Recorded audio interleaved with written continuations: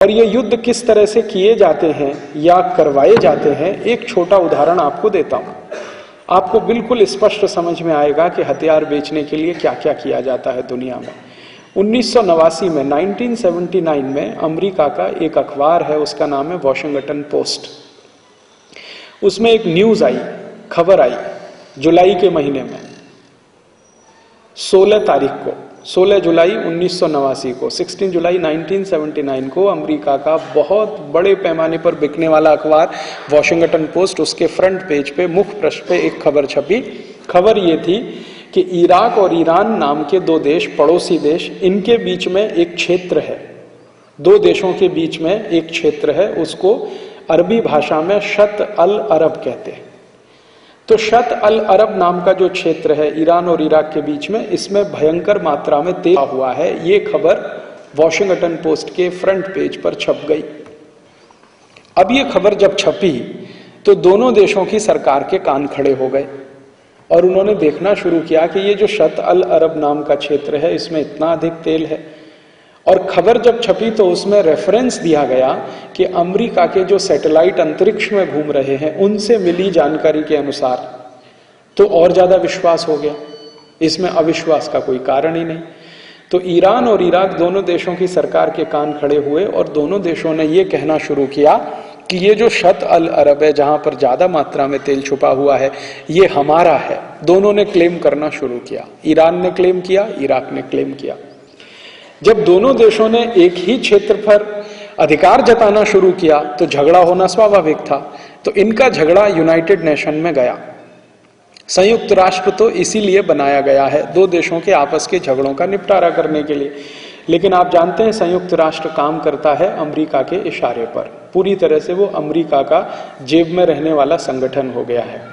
America किसी भी देश पर अगर हमला करने का फैसला कर ले तो संयुक्त राष्ट्र उसको पलट नहीं सकता, जैसा कि अभी आपने इराक के केस में देखा। इराक के केस में संयुक्त राष्ट्र के द्वारा बनाई गई रिपोर्ट ये कहती है कि इराक के पास कोई न्यूक्लियर वेपन नहीं है। अमेरिका कहता है, संयुक्त राष्ट्र कहता है नहीं है। तो संयुक्त राष्ट्र ने कहा कि हम इराक के खिलाफ युद्ध की अनुमति नहीं दे सकते। अमेरिका ने कहा तुम बाजू में बैठो, हम युद्ध शुरू करते हैं। तो संयुक्त राष्ट्र के सारे प्रस्तावों का उल्लंघन करके अमेरिका ने युद्ध शुरू किया और संयुक्त राष्ट्र कुछ नहीं कर पाया, क्योंकि संयुक्त राष्ट्र एक ऐसा शेर है जिसके दांत नहीं है, किसी को काट नहीं सकता है, गुर्रा सकता है बस। और अमेरिका की जेब में रहता है संयुक्त राष्ट्र, क्योंकि अमेरिका के द्वारा दिए गए फंड्स पर संयुक्त राष्ट्र की बहुत सारी व्यवस्थाएं चलती हैं। फंड्स तो दूसरे देश भी देते हैं, लेकिन अमेरिका थोड़ा ज्यादा देता है, इसलिए उसकी बात माननी पड़ती। तो इसी तरह से 1989 में जब यह घटना घटित हुई तो संयुक्त राष्ट्र में मामला गया। संयुक्त राष्ट्र के प्रतिनिधियों ने इसमें कोई फैसला नहीं दिया, लिहाजा दोनों देशों ने एक दूसरे के खिलाफ युद्ध करने का तय कर लिया। जब फैसला नहीं हो पाया झगड़े का तो ईरान और इराक एक दूसरे के खिलाफ लड़ने लगे। वही टाइम में सद्दाम हुसैन इराक का प्रेसिडेंट बना और इसको अमेरिका ने प्रेसिडेंट बनवाया, क्योंकि अमेरिका द्वारा समर्थित एक पार्टी है इराक में, उसका नाम है बाथ पार्टी, जिसका वो लीडर था सद्दाम हुसैन। तो बाथ पार्टी को सत्ता में लाने का काम अमेरिका ने करवा दिया। सद्दाम हुसैन को लीडर बनाने का काम अमेरिका ने करा दिया। जिस समय सद्दाम हुसैन लीडर बना इराक का, उस समय ये पढ़ाई करता था, लॉ का स्टूडेंट था, सेकेंड ईयर में पढ़ता था बगदाद यूनिवर्सिटी में। अमेरिका से इसकी बहुत नजदीकी रही सद्दाम हुसैन की। तो अमेरिका ने पैसा देकर, समाचारों में काफी कुछ उसके बारे में अच्छी बातें लिखकर लीडर बना दिया और सद्दाम हुसैन लीडर होके प्रेसिडेंट हो गया। प्रेसिडेंट होने के बाद उसने अमेरिका के कहने पर ईरान के खिलाफ युद्ध शुरू कर दिया। इधर अमेरिका ने सद्दाम हुसैन को हथियार बेचना शुरू किया, उधर अमेरिका ने ईरान को भी हथियार बेचना शुरू किया। दोनों देशों ने भरपूर हथियार खरीदे और एक दूसरे के खिलाफ इस्तेमाल किए। 10 साल तक यह युद्ध होता रहा ईरान और इराक का।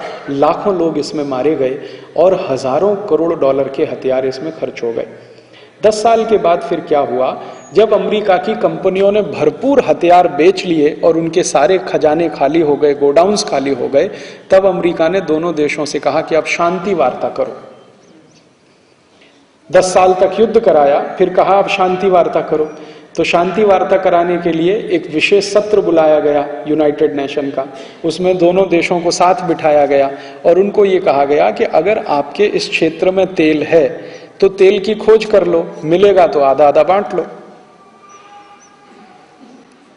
है ना, कितना सरल है। लेकिन 10 साल के बाद जब युद्ध हो गया, हथियार बिक गए, सब कुछ हो गया, खजाने खाली हो गए, तो दोनों देशों को साथ बिठाकर कहा गया कि भाई तेल है तो खोज लो, मिले तो आधा आधा बांट लो, इसमें परेशानी क्या। अब दोनों ही देशों ने यह कहा कि हम तेल की खोज करें तो हमारे पास उतनी इन्वेस्टमेंट की कैपेसिटी नहीं है, क्योंकि हथियार खरीदने में सारे पैसे खर्च हो गए दोनों देशों के, जितना भी रिजर्व था जाना पूरा खाली हो गया, पैसा तो सब अमेरिका पहुंच गया। तो दोनों देशों को अमेरिका ने कहा अच्छा ठीक है, आपके पास पैसे नहीं है, पैसे हम लगा देते हैं, राइट्स हमको दे दो। तो अमेरिकी कंपनियों को वहां तेल खोजने का पूरा अधिकार मिल गया।